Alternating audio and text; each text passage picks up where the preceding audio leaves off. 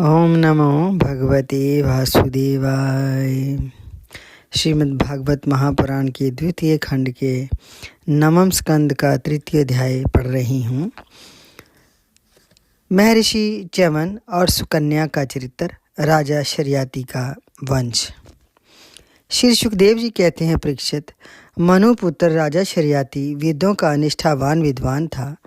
उसने अंगिरा गोत्र के ऋषियों के यज्ञ में दूसरे दिन का कर्म बतलाया था।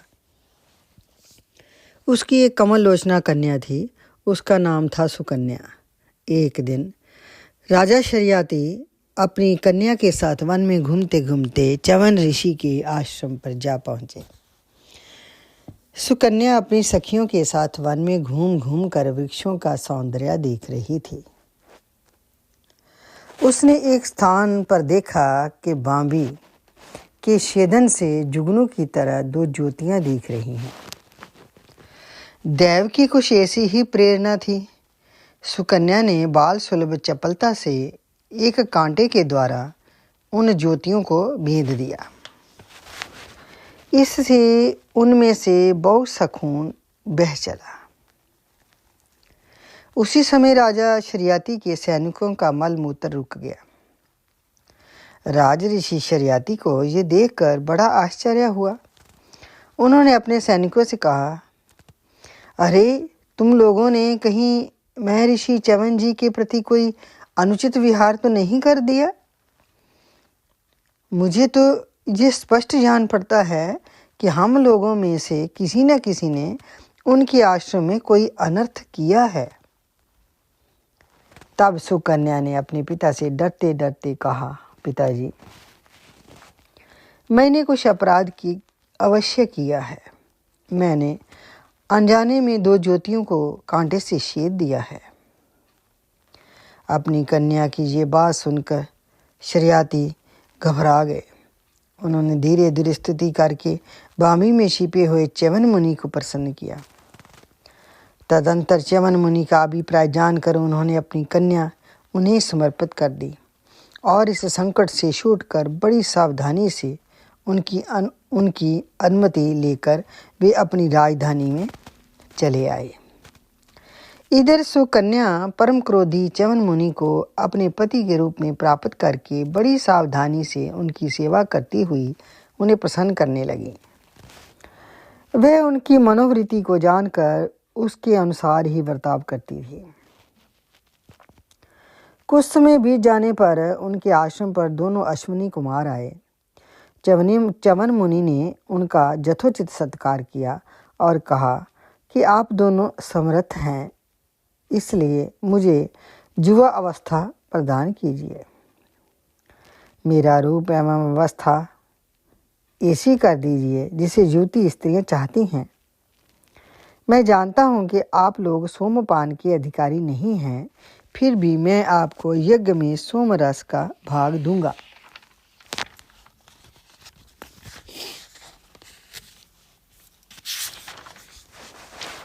वैद्य शिरोमणि अश्विनी कुमारों ने महर्षि च्यवन का अभिनंदन करके कहा, ठीक है,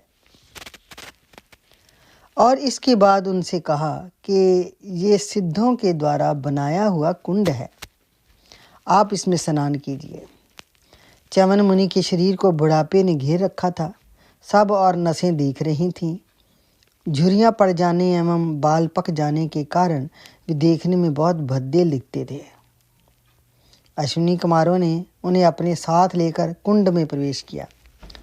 उसी समय कुंड से 3 पुरुष बाहर आए। वे तीनों ही कमलों की माला, कुंडल और सुंदर वस्त्र पहने एक से मालूम होते थे। वे बड़े ही सुंदर एवं स्त्रियों को प्रिय लगने वाले थे।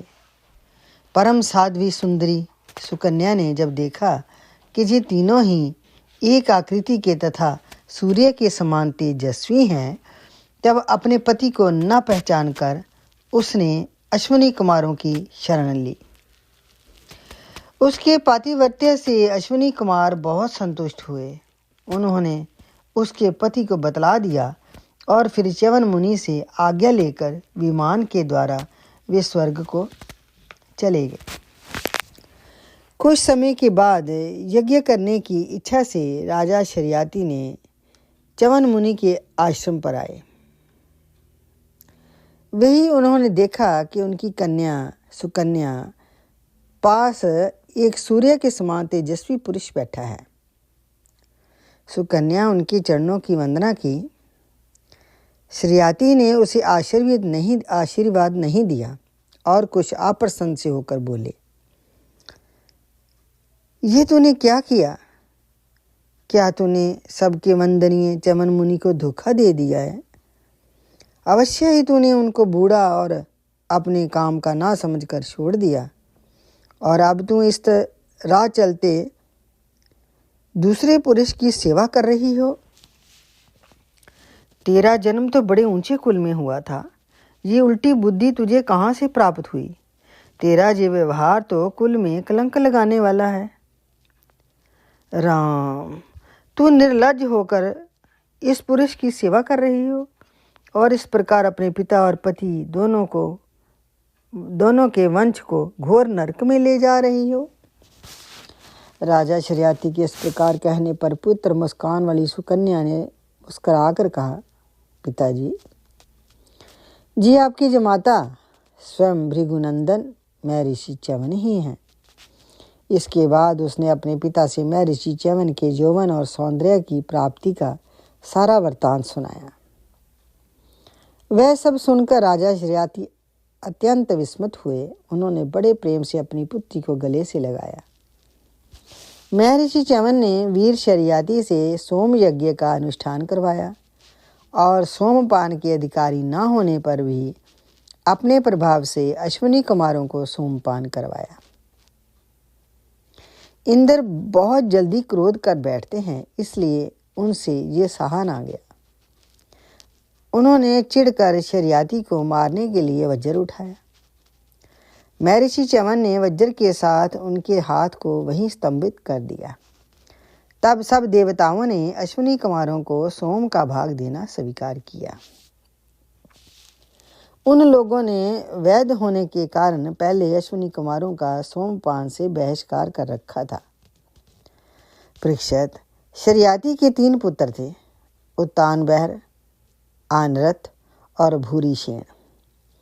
आनरथ से रेवत हुए। महाराज रेवत ने समुद्र के भीतर कुशस्थली नाम की एक नगरी बसाई थी।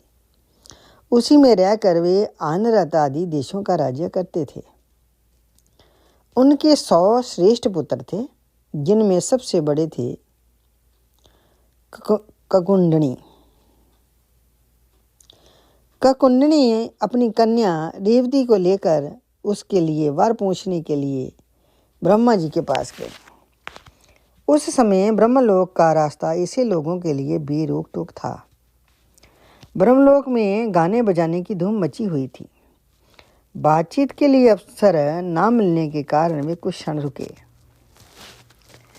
उत्सव के अंत में ब्रह्मा जी को नमस्कार करके उन्होंने अपना अभिप्राय निवेदन किया। उनकी बात सुनकर भगवान ब्रह्मा जी हंसकर बोले, महाराज, तुमने अपने मन में जिन लोगों के विषय में सोच रखा था वे सब तो काल के गाल में चले गए हैं। अब उनके पुत्र पौत्र अथवा नातियों की तो बात ही क्या है, गोत्रों के नाम भी नहीं सुनाई पड़ते। इस बीच में 27 चतुर्युगी का समय बीत चुका है, इसलिए तुम जाओ। इस समय भगवान नारायण के अंशावतार महाबली बलदेव जी पृथ्वी पर विद्यमान हैं। राजन, उन्हीं नर रतन को ये कन्या रतन तुम समर्पित कर दो, जिनके नाम लीला आदि का श्रवण कीर्तन बड़ा ही पवित्र है। वे ही प्राणियों के जीवन सर्वस्व भगवान पृथ्वी का भार उतारने के लिए अपने अंश से अवतीर्ण हुए हैं। राजा ककुंडनी ने ब्रह्मा जी का ये आदेश प्राप्त करके उनके चरणों की वंदना की और अपने नगर में चले आए। उनके वंशजों ने यक्षों के भय से वही नगरी छोड़ दी थी और जहाँ तहाँ यूं ही निवास कर रहे थे। राजा कुकुंडनी ने अपनी सर्वांग सुंदरी पुत्री परम बलशाली बलराम जी को सौंप दी और स्वयं तपस्या करने के लिए भगवान नर नारायण के आश्रम बद्रीवन की ओर चल दिए। इति श्रीमद् भागवत महापुराण के 3 अध्याय संपूर्ण।